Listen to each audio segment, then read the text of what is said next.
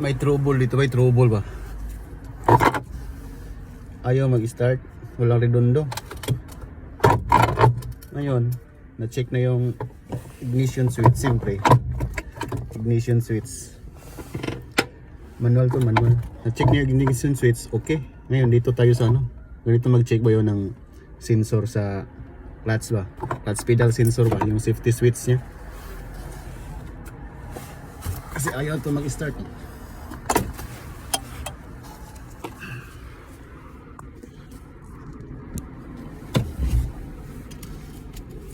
Direct mo yun ba? Lagyan mo ng wire ba? Yung sensor niya. Para ma-determine ba kung sira ba yung sensor ng ano, clutch pedal ito. May sensor to. Start mo. Huwag mong kalimutan yung neutral.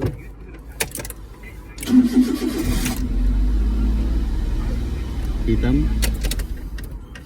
Start siya ba? Ibig sabihin sira yung ano ba? Sensor, safety switch sensor ng clutch. Kasi pag nasira yan, hindi talaga mag-trader redondo yan kasi safety yan eh.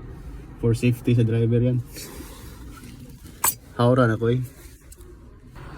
Karon ba natanggal na nato ni bay mo ni siya sensor bay. Ato na po ni sige saksak na naman natin dito doon bay. Magtagalogin natin bay. Tapos pindutin natin to kung mag-i-start ba. Pag di mag-start bay, sure ball na mo ni daot.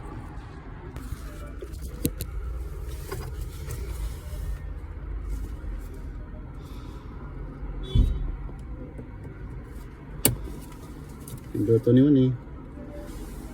Start mo. Wala di sa redondo bay.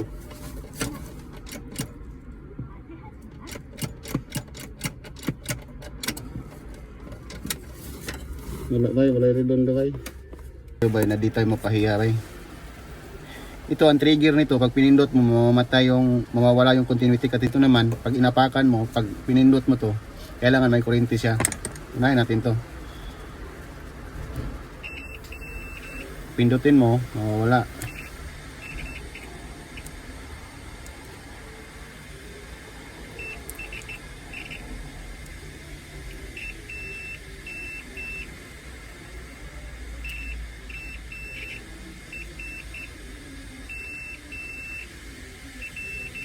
Ito naman,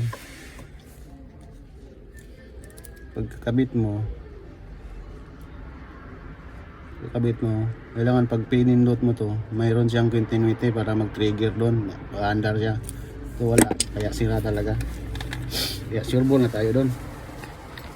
Pero na pa yung isa ka-discarte yan ibay para maandar yun siya bay. Nabalik na ako itong sensor na daan bay. Tukunin mo siya bay. Para makuratan itong nasa ilalong ba.